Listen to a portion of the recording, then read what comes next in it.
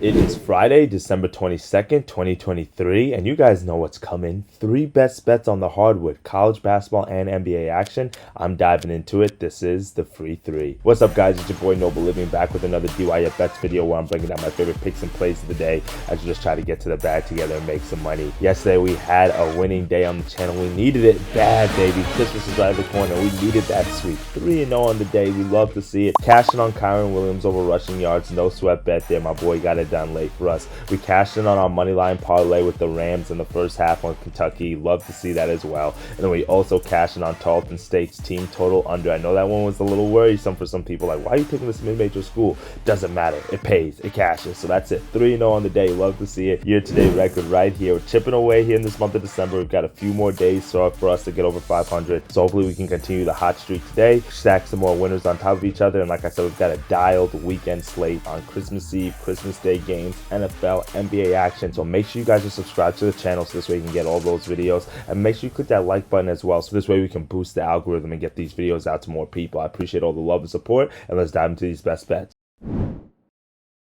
For our first best bet of the day, we're going to go to the college basketball slate. Truthfully, all the best bets that I have for you guys are like late night games. I don't know why that happened, but hey, if you guys want me some tuck me in late night plays after you take some early games, this is the video for you. So make sure you share this with somebody who wants some late night games. And this first one I'm looking at is the UCLA Maryland game, and I'm going the under 129.5 minus 110. So we've got 2 Power 5 schools here, and it's kind of rare to see 2 Power 5 schools not named Virginia have a total under 130. But Maryland and UCLA, they truthfully have been 2 of the most biggest disappointments this year on the college basketball side. UCLA, they find themselves right now 5-5, and they're currently on a 3-game losing streak. And meanwhile, Maryland, they have a very deceptive 7-4 record as they only have 1 win in the top 175 of KenPom, and that's being an overtime win against Penn State. And that game, they didn't even cover it, and they took overtime for them to win that game. They didn't even cover at the end of it. So for me, I mean, it's like both of these teams have actually been really terrible this year, especially considering, like, you know, the history of these programs. NCAA tournament teams that have gone to the Final Four in the last several years, that being UCLA. Great coaching over there as well. So to kind of see them lackluster, especially in the non-conference side, that's been a little bit rough. But the reason why both of these teams have sucked so far this year is really due to their respective offenses. They've struggled on the offensive side of the ball. They have a trouble scoring the ball. And that's why we see UCLA ranked 146 in offensive efficiency and Maryland ranked 159 in offensive efficiency. That's pretty low for 2 Power 5 schools, in all honesty. And Maryland's losses to decent teams this year, they scored 61 against Davidson, 64 against UAB, 40 against Villanova, and 53 against Indiana. So those are not very high scoring games at all, right? I mean, especially for an offense, again, for the Maryland Terps that we would expect to see. And UCLA on the other side, they haven't been much better themselves. Besides the Maui Invitational matchup against Marquette where they scored 69 points, Maryland has not scored over 65 points against a Power 5 opponent at all this year. So when I'm looking at this matchup, right, and I'm looking at how these teams are winning games, it's because of their defenses. It's not really because of their offenses why they're getting this done.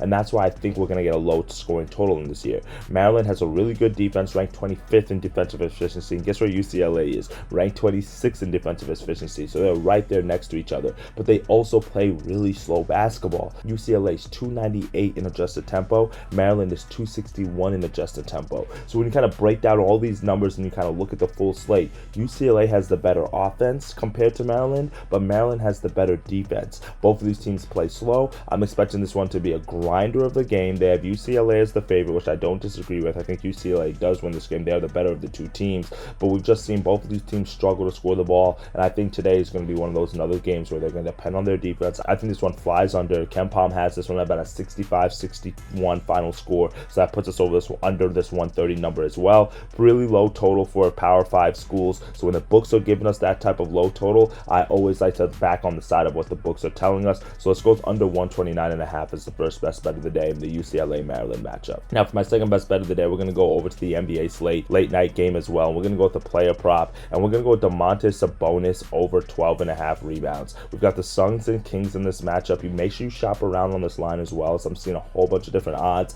If you want to play 13.5, you can as well, but I would rather you get that 12.5. I got it at minus 130 on FanDuel. Suns Kings late night matchup there, and I'm expecting Sabonis to feast on the boards. He's averaging 12.2 rebounds rebounds per game this season, so usually, doing his thing on the rebounds there. In a matchup earlier against the Suns this year, he grabbed 17 rebounds on 28 opportunities. That's why I said I'm not mad if you take the 13.5 rebounds. And then for some reason, Nurkic is not playing. He's not on the projected starting lineup. I don't know why. He's not on the injury report, so maybe we should see a little bit later on what news comes out. But if he doesn't play, right now the projected lineup has Drew Eubanks starting at center, and then they got Nassar Little at the power forward spot. Neither of those guys are stopping Sabonis, let's be honest, okay? I mean, Kevin Durant maybe can do a little something, but none of those guys are real, like, glass cleaners, bangers down low. And I think this is a game that Sabonis, from a PRA standpoint, he could go crazy, in all honesty, especially if those guys are matched up with him all night. And if you look at over the last few games for Phoenix, they've been giving up a lot of rebounds to big men.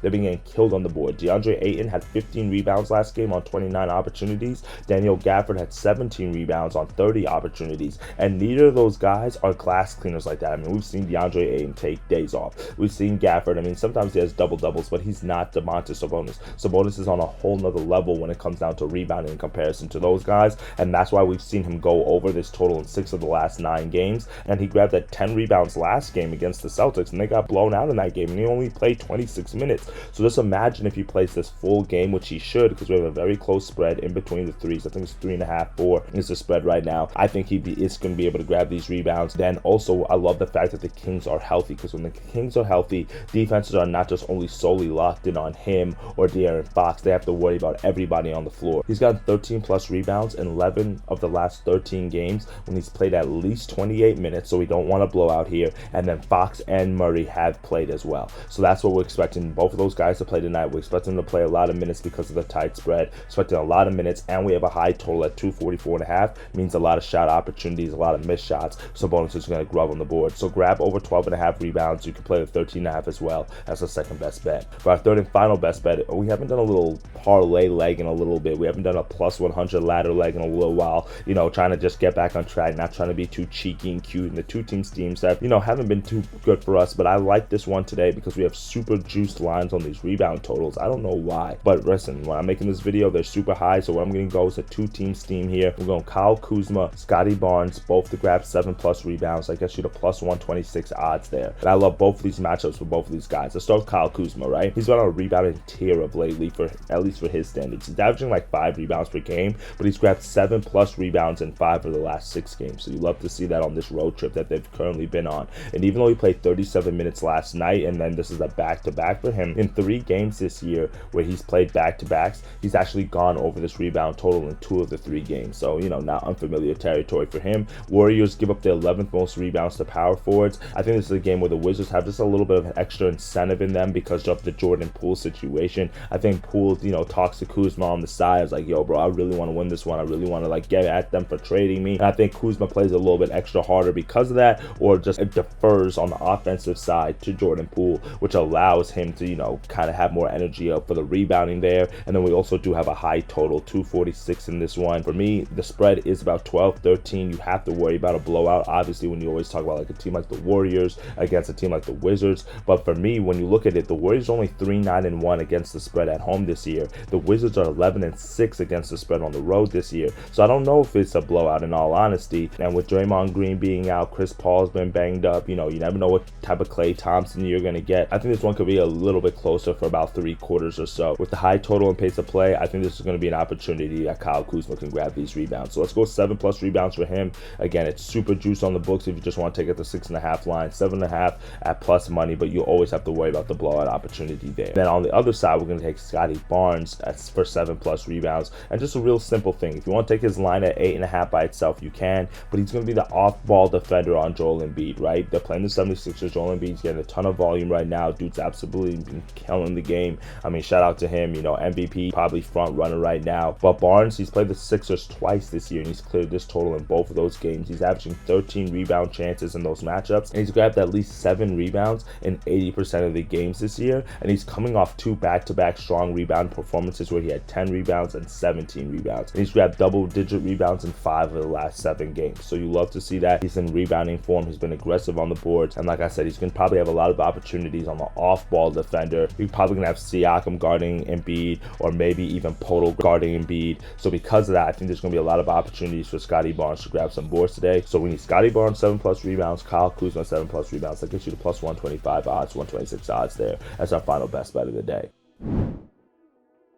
All right, my friends, 3 best bets, 3 winners for you. Hopefully we can celebrate another sweep today and keep that momentum going into the weekend. Let's cash in on the under in the UCLA Maryland game, under 129.5. Sabonis rebounds over 12.5. And then Kyle Kuzma and Scottie Barnes 7+ rebounds on that little 2-team parlay there. All right, my friends, let's celebrate a win. Drop a comment below with your favorite best bets so this way I can tailor you. And if you want some of my other picks and plays, as we have college basketball all day long, if you want all those picks, I'm going to be dropping live betting, some of my call outs, some of the games I'm looking at in the early NBA slate. Make sure you click that link in the bio. Join my free Discord group where you can get those other winners. Let's celebrate another winning day. Have a great holiday if I don't talk to you before that. And as always, dictate your fate. Get to that money, and I'll see y'all tomorrow. Later, guys.